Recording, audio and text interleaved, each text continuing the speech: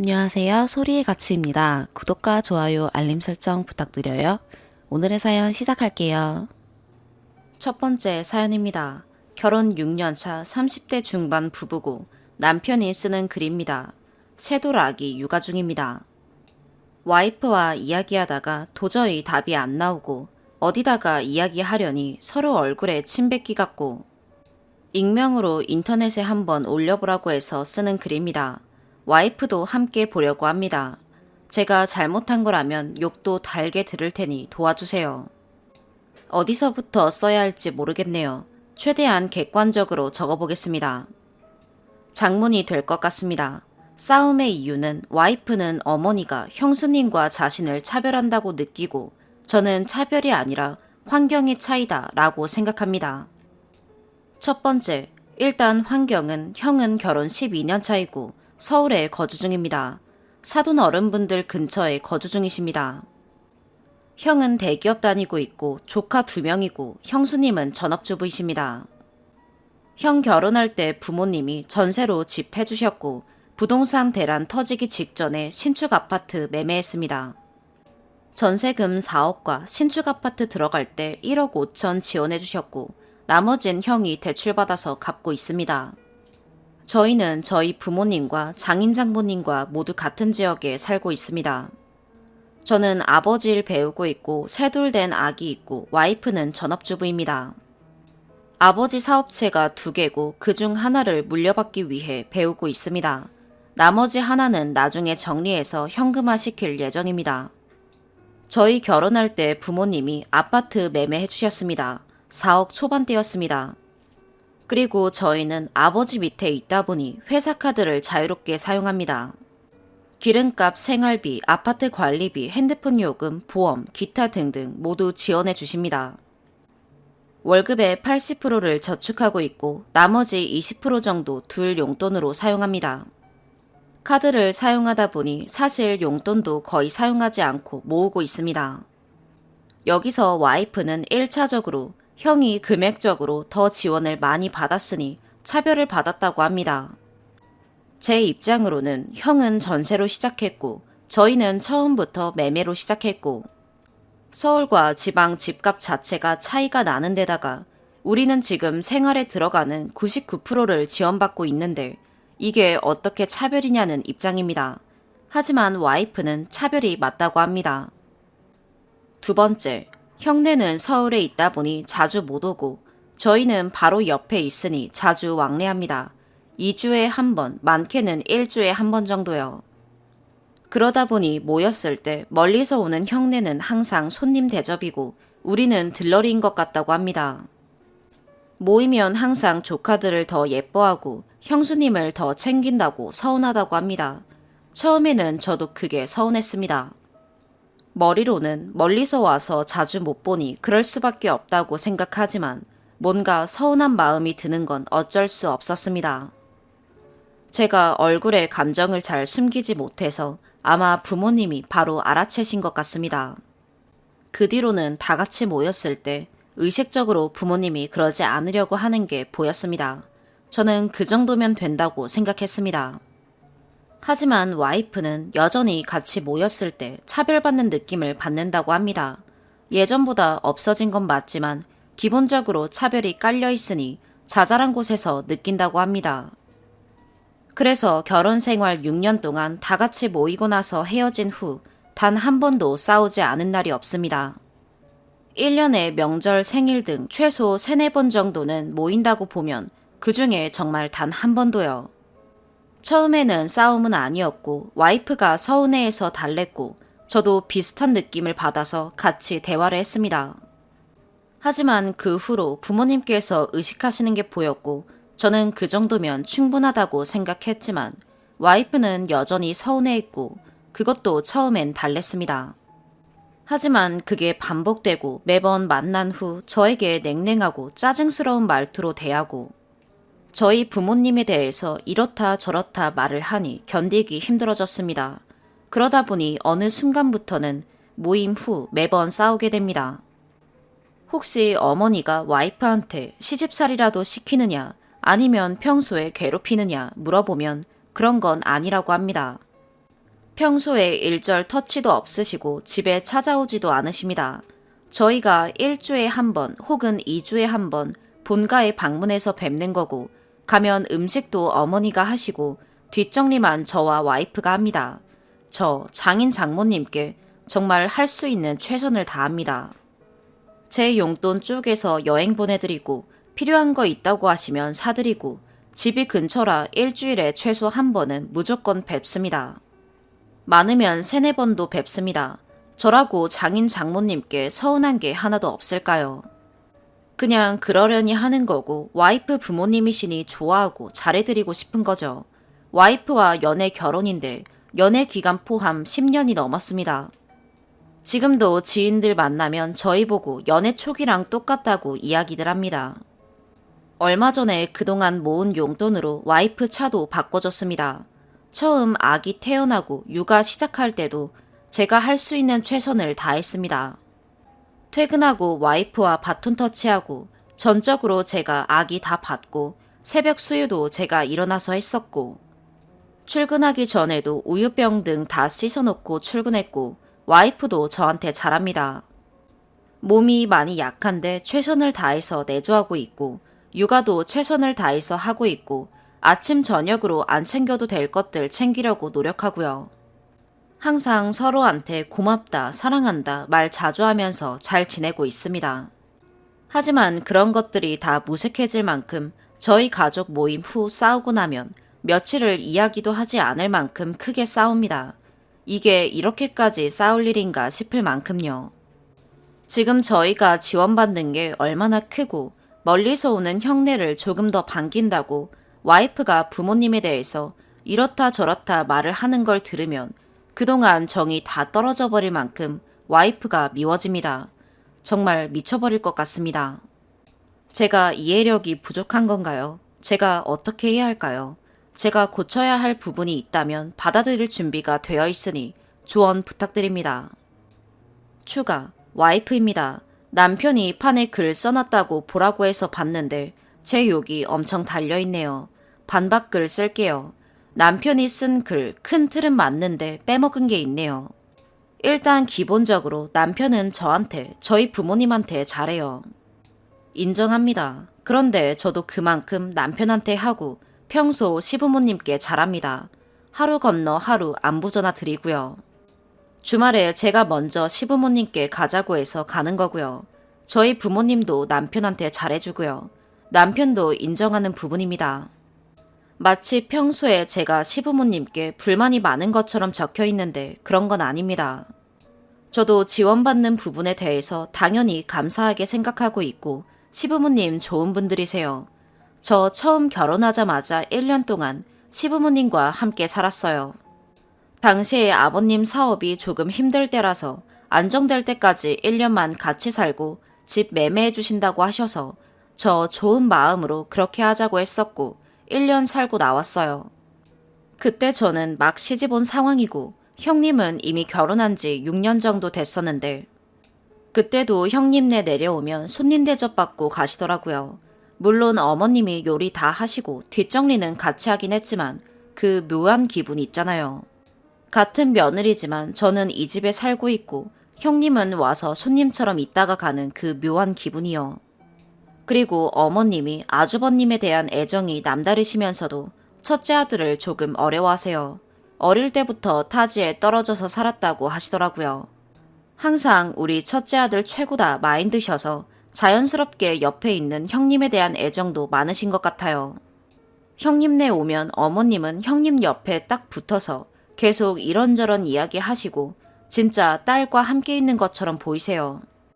저희 남편은 집에서 마냥 귀엽고 만만한 아들이었더라고요. 그러다 보니 옆에 있는 저도 만만한 며느리가 되는 것 같았어요. 반면에 저는 외동딸이에요. 이런 대우가 어색했고 낯설었어요. 이런 상황에서 차별받는다는 느낌 받는 제가 과한 건가요? 아무리 집도 해주셨고 생활비를 다 지원해 주신다고 하지만 차별받는다고 느낄 수 있잖아요. 그리고 저희만 받은 지원인가요? 형님네도 받았고 더 받았으면 더 받았지 덜 받은 것 아니잖아요. 정작 지원은 형님네가 더 많이 받고 옆에 있다는 이유로 자식돌이는 저희가 더 많이 하고 있는데 왜 차별은 저희가 당해야 하나요? 매번 모임 끝나고 기분이 상해서 남편한테 짜증내고 시부모님에 대해서 서운한 이야기한 건 실수라고 생각해요. 남편 잘못은 아니니까요. 하지만 남편한테 말하지 않으면 누구한테 이야기할까요? 저 혼자 끙끙 앓아야 하나요? 저는 무슨 잘못인가요? 제가 시부모님께 뭘 잘못한 것도 아닌데 왜 차별을 받아야 하며 이런 기분을 느껴야 하죠? 남편이 정이 다 떨어질 만큼 제가 미워진다고 적어놨던데 충격적이네요. 저도 정 떨어집니다. 두 번째 추가, 제가 차별을 받는 게 아니라고요. 구체적으로 적어보라는 댓글이 있길래 몇 가지 기억나는 거 적어봅니다. 일단 형님이 와서 밖에 나갈 일이 있으면 형님 팔짱 끼고 다닙니다. 다 같이 앉아서 음식 먹는데 형님한테만 먹어보라고 합니다. 한 번은 제가 어머님 옆에 앉아있고 형님이 제 옆에 앉았는데 저를 건너서 형님한테만 먹어보라고 한 적도 있어요. 그리고 진짜 일부러 그러시나 싶을 정도로 땡땡아 땡땡아 노래를 부르고 다니세요. 뭐만 하면 땡땡아 이거 봐봐라, 땡땡아 저기 가보자, 땡땡아 이거 먹자, 형님한테만요. 다 같이 대화할 때도 어머님 양쪽에 형님 제가 앉아있으면 아예 몸을 형님 쪽으로 틀고 계세요. 저한텐 등만 보이는 거죠. 유치하죠. 근데 이게 쌓이니까 노이로제 걸릴 것 같아요. 이게 차별이 아닌가요? 형님을 더 이뻐하니까 어쩔 수 없는 거라고요. 형님과 저랑 둘 중에 누굴 더 예뻐하시는지는 어머님 마음이시죠. 그치만 최소한 같은 며느리면 누군가 한 명이 소외감을 느끼면 안 된다고 생각하는데요. 세 번째 추가, 남편입니다. 후기랄 것까지도 없을 것 같은데 많은 분들이 시간 내서 댓글을 달아주셨는데 짧게라도 써야 할 것 같아서요. 어제 저녁에 와이프와 이야기했습니다. 저도 댓글 보다 보니 제가 조금 더 처신을 잘했어야 했었나 싶은 생각도 들었고 서로 조금씩 양보해서 이쯤에서 묵은 감정 싹 털어내고 새롭게 시작할 수 있겠다 싶었습니다. 하지만 해결되는 건 없었습니다. 처음에 와이프가 댓글들을 읽으면서 본인이 과했다고 생각한 것 같긴 했지만 이야기가 길어지니 내가 뭘 그렇게 잘못했냐고 본인 나쁜 사람 만드니 속 시원하냐고 하네요. 와이프 나쁜 사람 만들려고 쓴 글이 아니라 6년을 싸워도 해결은 안 되고 감정골이 점점 깊어지는 것 같아서 답답한 마음에 해결책이 될 수 있을까 하는 마음에 쓴 글인데 마음이 참 안 좋습니다. 서로 차분하게 다시 한번 생각해보자 하고 대화 끝냈습니다. 많은 분들이 시간 내서 조언해 주셨는데 아직까진 답답한 상황입니다. 두 번째 사연입니다. 일단 제 소개를 하자면 저는 지금 지방대 휴학을 했고 나이는 22입니다. 과는 간호학과이고요. 저는 6살 때 친엄마 손에 보육원에 맡겨졌습니다. 이유는 아버지와 이혼하고 혼자서 키우기 힘들었다라고 나중에 듣게 되었어요. 이해는 해요. 직업도 없는 여자가 혼자서 애를 키우는 게 힘들었겠죠. 워낙에 형편이 좋지 않은 상황이었다고도 들었고요. 성인이 되고 나서 만났는데 자주 연락은 하지 않아요. 어릴 땐 엄마 아빠가 그냥 너무 미웠어요. 얼굴도 보고 싶지 않았고 찾아와도 만나주지 않겠다고 혼자 다짐하고는 했었어요. 그리고 초등학교 입학하면서부터 위탁가정에서 자랐어요. 저 말고도 부모가 돌보기 힘든 아이들 여럿이서 생활하는 집이었어요. 위탁 어머니, 아버지 두 분 다 너무 좋으신 분들이라 좋은 기억도 추억도 많아요. 온전한 가정에서 자라신 분들에게는 정말 별거 아닌 것들이겠지만 저같이 부모에게 버림받은 사람들에게는 정말 소중해요. 일단 본론만 말씀드릴게요. 사실 친구도 많지 않고 정말 친한 친구에게도 제 고민을 말해야 할지도 잘 모르겠더라고요. 제가 대학교를 휴학하게 된 계기가 보육원 후원으로 장학금도 받았었고 위탁가정 어머니, 아버지께서 도움을 주시고 있었는데 작년에 어머니께서 암 진단을 받으시고 병원비로 돈이 많이 들어간다는 것을 알게 되었어요. 아버지께서는 그래도 뒷바라지 해주실 수 있다고 하시지만 솔직히 친자식도 아닌 제가 아무렇지 않게 등록금 받아가며 학교 다니는 게 너무 죄송했어요. 그래서 몰래 휴학하고 알바를 하기 시작했어요. 그러다 저번 달에 걸려서 엄청 혼나고 일단 제가 알바해서 다니겠다고 선포는 했는데 솔직히 자신 없네요. 안 그래도 코로나라 알바 구하기도 하늘의 별 따기인 거예요. 편의점, PC방, 전단지 붙이기 등등 진짜 안 해본 알바가 없어요.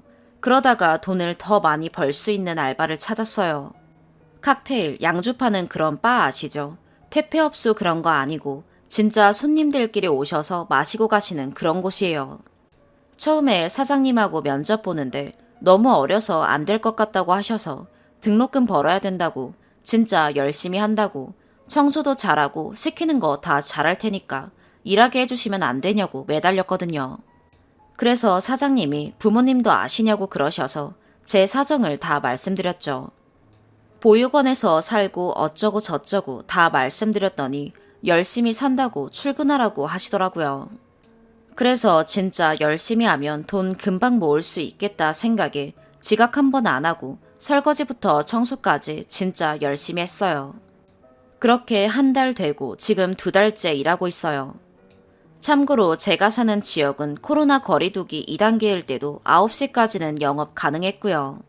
5인 이상 집합금지만 잘 지키면 들어오실 수 있었어요.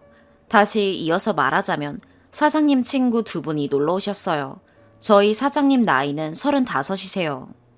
친구분들이라 사장님이 술 꺼내고 안주도 챙겨주시길래 신경 안 쓰고 있었어요. 저 말고도 다른 직원 남자 한 분 더 계세요. 워낙 금토가 바쁜 날인데 평일이라 가게 안에 손님도 별로 없고 바쁘지 않아서 카운터 안쪽에 앉아 있었는데 사장님이 절 부르시더라고요. 그래서 갔더니 친구분들 소개시켜 주시고 저보고 진짜 요즘 애들 안 같다고 열심히 사는 애라고 말씀해 주시더라고요. 속으로 좀 불편했어요. 그런데 친구분 중에 한 분이 진짜 완전 너무너무 부담스럽게 잘생기신 거예요. 눈도 막 부리부리하고 운동도 하셨는지 팔에 근육도 울락불락하고 멋있으시더라고요. 사장님 친구분들도 도와줄 일이 있으면 말하라고 해주시고 아니라고 말씀만으로도 감사하다 그러면서 저는 뻘쭘하기도 하고 제자리로 돌아와서 앉았어요. 그러고 나서 이제 슬슬 일어나시려는지 사장님하고 다른 친구분이 밖으로 먼저 나가시고 그 잘생긴 친구분이 저한테 오시더니 다음에 또 보자고 인사까지 해주시고 가셨어요. 그래서 그냥 불쌍해서 챙겨주시나 했어요. 그리고 며칠 지나고 나서 사장님 눈치가 이상한 거예요. 자꾸 저보면 킥킥거리고 웃으시기에 그래서 제가 왜 자꾸 저보고 웃으시냐고 그랬더니 아니라고 그러시고 아무튼 자꾸 신경 쓰이게 하시는 거예요. 그냥 무시하고 있었는데 그 사장님 친구분이 또 찾아오신 거예요. 근데 제가 인사하니까 저 보러 왔다고 그러시고 사장님은 자꾸 웃으시고 그래서 나 놀리는 건가 싶어서 기분이 좀 안 좋았어요. 손님들도 몇 팀 있고 그래서 서빙하고 왔다 갔다 하는데 사장님이 잠깐 밖에 나가보라고 하시는 거예요. 그래서 너무 무서웠어요. 왜요? 그랬더니 자기 친구가 밖에서 너 좀 보고 싶어 한다고 그러시는 거예요. 더 무서웠어요. 이상한 짓 하려는 건가 싶어서 심장이 조마조마하는데 사장님이 귀뜸해 주시더라고요. 제가 너 저번에 보고 마음에 들었다고 자꾸 연락처 알려달라고 그래서 그거는 안 된다고 했더니 찾아온 거라고 일단 밖에 나가보라고 하시는데 진짜 너무 민망한 거예요. 참고로 저 못소리거든요. 담배 피시다가 제가 나오니까 막 급하게 끄시고는 저보고 대뜸 먼저 미안하다고 하시더라고요. 그런데 처음에 보고 너무 귀여웠다고 혹시 남자친구 있냐고 물어보는데 저는 땅만 쳐다보고 아니요, 아니요만 주구장창 말했거든요. 지금도 생각하면 너무 창피해요. 그런데 저도 싫지가 않았어요. 짝사랑은 해봤어도 누가 저한테 너 좋아한다는 말 들어본 적이 없었거든요. 아직 사귀는 사이는 아니고 밖에서 한번 만났어요. 밥 먹고 드라이브 시켜주고 커피 마시고 하고 싶은 거 없냐고 물어봐주고 너무 좋았죠. 집에 데려다 주면서 자기랑 만나볼 생각 없냐고 정말 잘해주겠다고 하시더라고요. 그런데 제가 고민인 건요. 그분은 엄청 잘 사세요. 차도 외제차고 딱 보기에도 사람이 풍기는 그런 게 있잖아요. 부티라고 해야 될까요? 집에서 사랑도 많이 받고 자란 것 같아요. 직업은 사업하세요. 카페도 여러 개 있고 사장님도 진짜 착한 놈이라고 부모님도 다 좋으시고 너 사랑 많이 받을 거라고.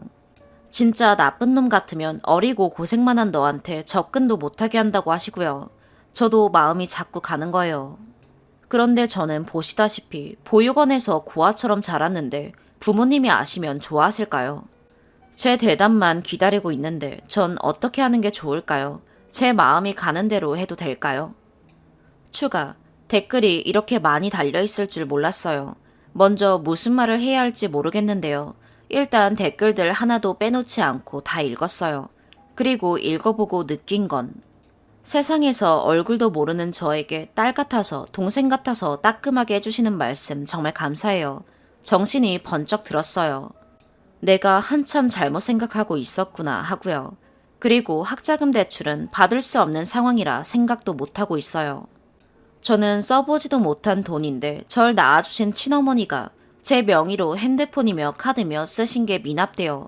신용불량자라 학자금 대출은 꿈도 못 꾸고 있어요. 그래서 어떻게든 벌어보자고 한 건데 정말 부끄럽네요. 오늘 당장 가게에 가서 일 그만둔다고 말하고 어머니 아버지께 사실대로 말씀드릴 거예요. 편의점에서 알바하는 줄 아시거든요. 더는 속이면 안 될 것 같아요. 이제라도 정신 차리고 다시 공부 열심히 할게요. 그리고 사장님 친구분께도 그럴 일 없다고 연락할 생각입니다. 그리고 무엇보다 얼굴도 모르는 제 고민에 엄마처럼 언니처럼 삼촌처럼 혼내주셔서 감사합니다. 사실 감동이에요. 이렇게 관심 가져주실지 몰랐는데 진짜 너무 고맙습니다. 정신 차리게 해주셔서 감사합니다. 확실히 다 끊어내고 어머니 아버지께 사실대로 이실직고하고 상황 정리되면 저 감사익을 남기러 다시 올게요. 감사합니다. 세 번째 사연입니다. 너무 억울하고 고통스러워서 전 오늘 삶을 포기하려고 했습니다. 전 CRPS, 복합부위 통증 증후군 환자입니다. 그러다 보니 다치거나 아파도 병원에서는 의사분들께서 수술을 꺼려 하더라고요. 하지만 다행히도 같이 이겨내자고 치료하자고 하는 의사분을 찾았고 입원을 하여 6월 2일에 어깨 수술을 하게 되었습니다. 참고로 관절 부위만 10번째, 척추 포함 11번째 수술이었습니다. 어깨뼈가 뾰족해서 움직일 때마다 통증을 유발한다고 했고 관절경으로 들어가 봐야 큰 수술이 될지 가볍게 끝날지 알 수 있다며 수술을 받게 되었습니다. 의아해 하실 분이 계실 수 있는데 MRI 검사상으로는 인대 손상이 명확하게 보이지 않고 CRPS로 인해서 통증을 과하게 느낄 수 있기에 들어가서 봐야 알 수 있다더군요. 다행히도 수술은 뼈만 깎고 인대는 가볍게 터치 정도로 다듬는 간단한 수술이 됐고 수술 다음 날부터 재활을 시작할 정도로 순조로웠습니다. 물론 통증도 거의 없었고요. 그러다 병원 내에서 사고가 생겼습니다. 수술 후 2주가 되어가던 6월 15일 여느 때처럼 도수 치료를 받고 전개 치료를 받기 전 대기가 걸려 통화를 하고자 1층에 내려가려고 엘리베이터를 기다렸고 타려고 했는데 침대가 내리길래 버튼을 눌러주며 벽으로 비켜주었습니다. 물리치료실과 수술실은 같은 층이라 수술 환자가 이동 중이었습니다. 참고로 그 환자도 어깨 수술 환자인데 전 제 발로 걸어서 들어갔습니다. 차별하는 것도 아니고 말이죠. 그렇게 침대가 내리는데 이송하는 간호사님이 환자 머리 쪽에서 뒤로 내리고 환자 다리 쪽에서는 환자 보호자가 침대를 밀면서 내렸습니다. 이때 간호사는 위험하니까 보호자에게 손 떼라고 지시를 했는데 보호자는 그 말을 무시하고 도와준답시고 계속 침대를 밀었는데 여기서 사고가 생깁니다. 침대가 엘리베이터에서 나와서 돌리던 와중에 보호자가 밀어버리는 바람에 그 침대가 제 쪽으로 왔고 하필 거기에 수액 거는 폴대가 있었으며 그게 제 눈 쪽을 향해서 피할 수밖에 없었습니다. 하지만 피하다가 저는 수술 부위를 부딪혔고 그와 동시에 목과 등을 엘리베이터 버튼이 있는 벽에 크게 부딪히게 됩니다. 하지만 누구 하나 사과 한마디 없었고 전 그대로 내려가서 통화 후 다시 올라가 물리치료를 받았습니다. 그런데 이때부터 통증이 심해지기 시작합니다. 전 CRPS로 인해 약물 펌프 주입기가 몸에 삽입되었습니다. 해서 평소에 몰핀이 제 신경에 흘러 통증 조절을 시켜주기에 겨우 버티면서 지냈지만 통증이 심할 때는 병원에 가서 추가로 몰핀을 맞습니다.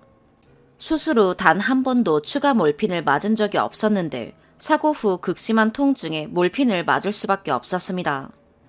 그러면서 저는 간호사분께 수술 부위가 아프다며 호소를 했고 너무 아프고 억울하였기에 사과를 받고 싶었습니다. 하지만 사과는커녕 되려 소란스럽다고 질책을 받았습니다. 앞에서 말했듯이 전 주치의를 신뢰하였고 평소에도 감사하다는 말로 표현을 하였기에 이를 크게 만들 생각이 전혀 없었습니다. 허나 행정실장이라는 사람이 올라와 소란스럽다는 말과 함께 마치 제가 뭘 뜯어내려는 사람으로 만들면서 책임이 없다가 끝이었습니다. 해서 전 경찰을 부르고 사건화 만들어버렸습니다. 왜냐고요? 행정실장이라는 사람이 부르라더군요. 행정실장은 그 뒤로 간호사실에 지시를 합니다. 경찰이 오면 붙잡아두고 본인한테 전화하라는 지시를 내렸습니다. 그렇게 경찰이 병원에 왔고 피해자 겸 신고자인 저한테 오는 게 아니라 간호사실에 들른 뒤 깜깜무소식인 겁니다. 나중에 알게 됐지만 CCTV를 보러 갔다는 겁니다.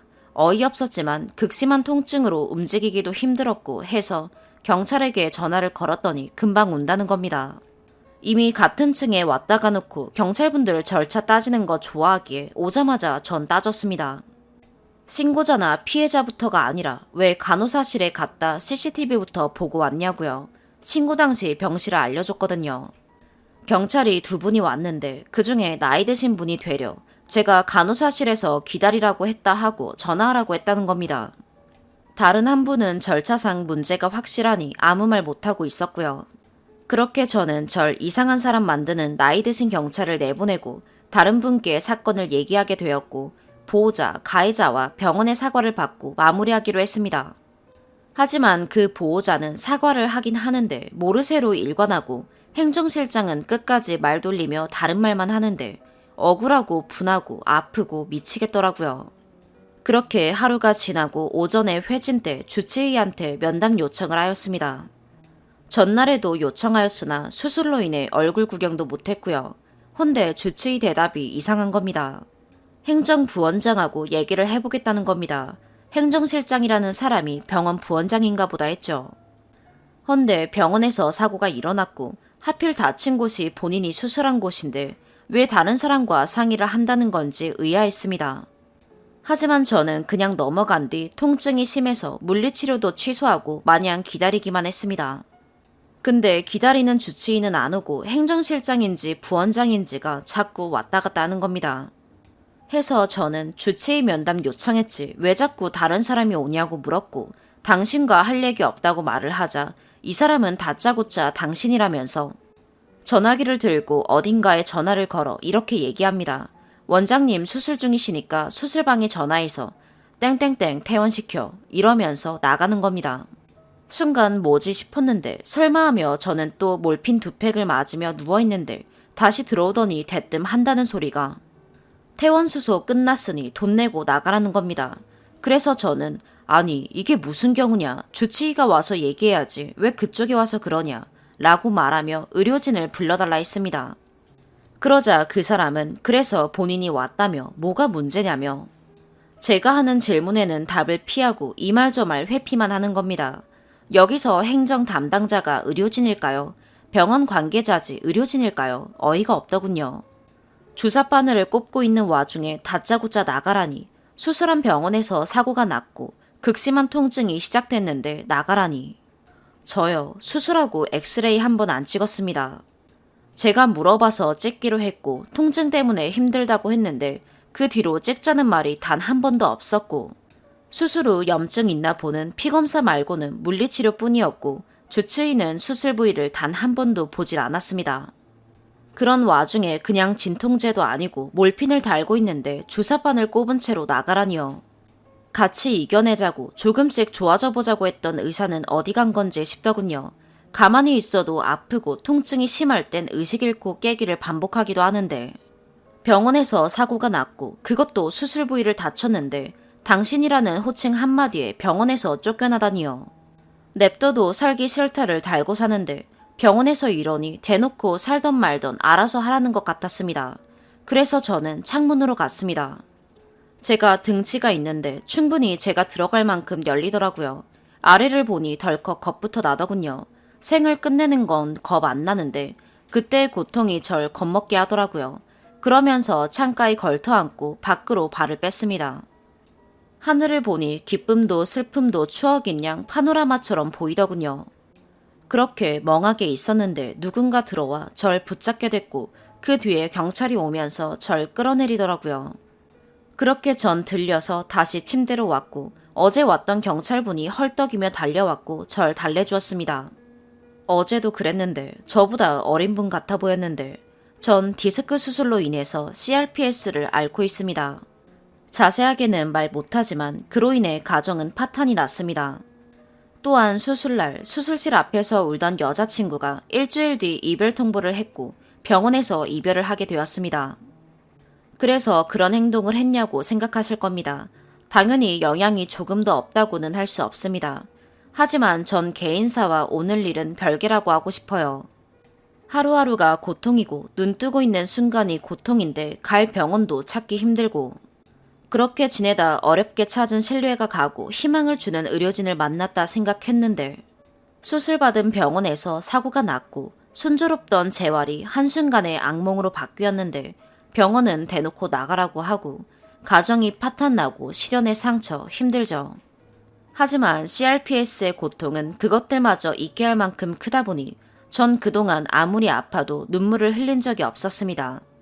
이미 몸은 이렇게 만신창이가 됐고 좋아질 희망이 없기에 아무리 아파도 눈물이 안 나더라고요. 하지만 오늘은 너무 억울해서 하염없이 눈물만 나오더라고요. 쓸데없이 긴 글 읽어주셔서 감사합니다. 네 번째 사연입니다. 결혼을 앞두고 있는 예비신부입니다. 행복하고 설렘으로 가득해야 할 결혼식은 초조함과 불안함으로 바뀌었습니다. 현재 4단계 거리두기에 따르면 결혼식은 친족, 지인 구분 없이 49인입니다. 어디에 이야기하면 코로나 상황 때문에 어쩔 수 없다고 욕합니다. 심지어 이 시기에 웬 결혼이냐며 손가락질합니다. 네, 코로나가 심각한 것 압니다. 그런데 불공평하다는 생각이 드는 건 왜일까요? 인원 49명 제한, 코로나로 인해 그렇다고 합시다. 그런데 결혼식 보증 인원 200명 혹은 300명분 금액을 다 지불하래요. 아니면 홍삼, 와인, 더치커피 등 싸구려 답례품 150개 가져가랍니다. 우리가 못 오게 했습니까? 정부에서 못 오게 하는데 정부에서도 나 몰라라, 웨딩홀에서도 안 된다. 도대체 예비부부의 피해는 누가 보상해주나요?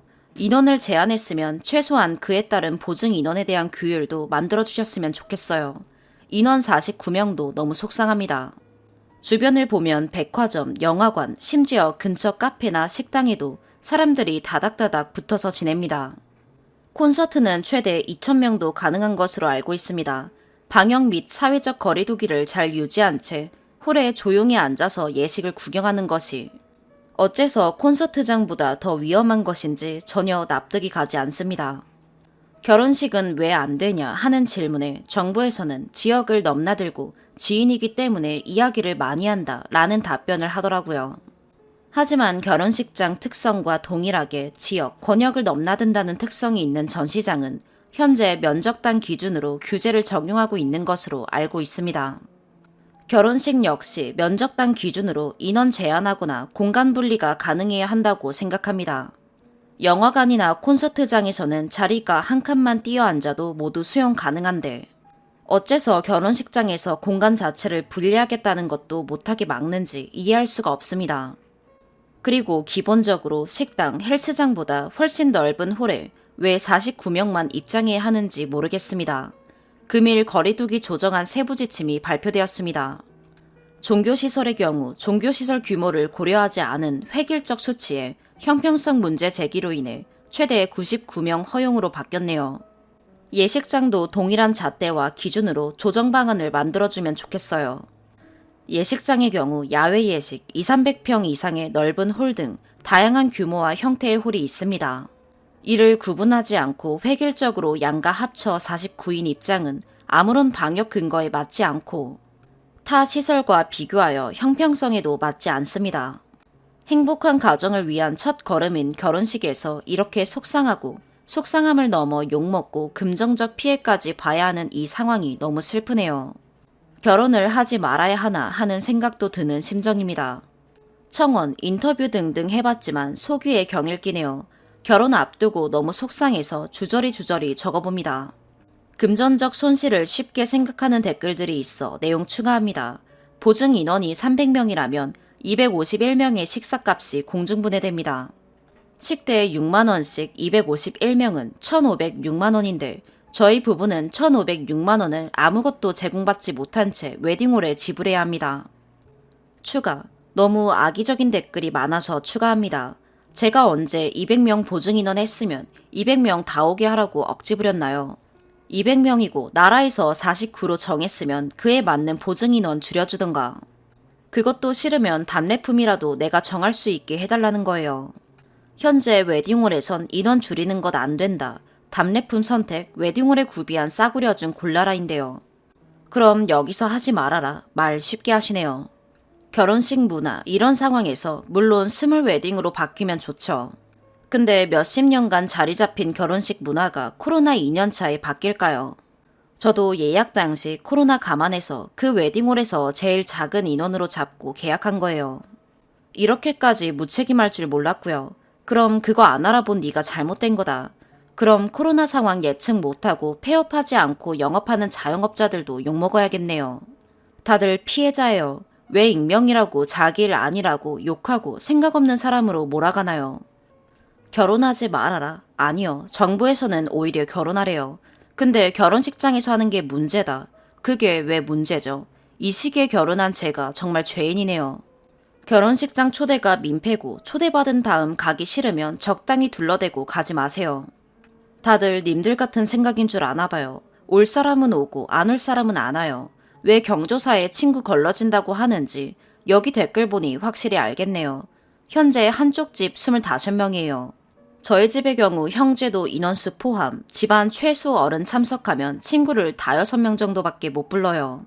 저는 님들과 달라서 오지 말라고 해도 오는 친구 못해도 15명은 있어요. 오지 말라고 말하고 있는데 그것도 너무 미안해요. 그리고 결혼식에선 밥 먹잖아 혹은 아는 사람이라 스킨십해서 위험하잖아 라는데 이게 제일 어이없네요. 요즘 코로나라 그런 자리 안 가보셨나 본데 껴안고 악수 잘 안 해요. 서로 조심하며 주먹치기 정도 하죠. 그리고 뭐 결혼식에서 떼거지로 모여서 껴안고 계속 이야기하나요? 예식 매너 없는 분들인가 봐요. 밥 차라리 안 먹고 인원 늘려주는 게 전 더 좋네요. 얼마 전 업무차 호텔에 간 적이 있어요. 라운지에 사람 엄청 많았고요. 식사 예약이기 때문에 마스크 전혀 안 했어요. 수영장에는 마스크도 안 하고 수영하더라고요. 소독된 물은 전염 안 된다고요. 그럼 썬베드에 누워있는 분들은요? 그 사람들은 전염 안 되고 웨딩홀 가는 사람은 전염된다는 말도 안 되는 논리 재미있네요. 저는 아래 3가지 중 하나는 웨딩홀에서 정부에서 양보해야 한다고 생각해요. 첫 번째, 인원 제한에 맞는 보증인원 감소. 두 번째, 보증인원 감소 불가능하면 답례품 선택. 웨딩홀 거 말고 예를 들어 상품권 등 가능하게 하기. 세 번째, 식사 때문에 걱정이면 49인 이상으로 하고 식사하지 않고 답례품으로 대체하여 결혼식 진행하기. 오늘의 사연 여기까지입니다. 구독과 좋아요, 알림 설정 부탁드려요. 시청해주셔서 감사합니다.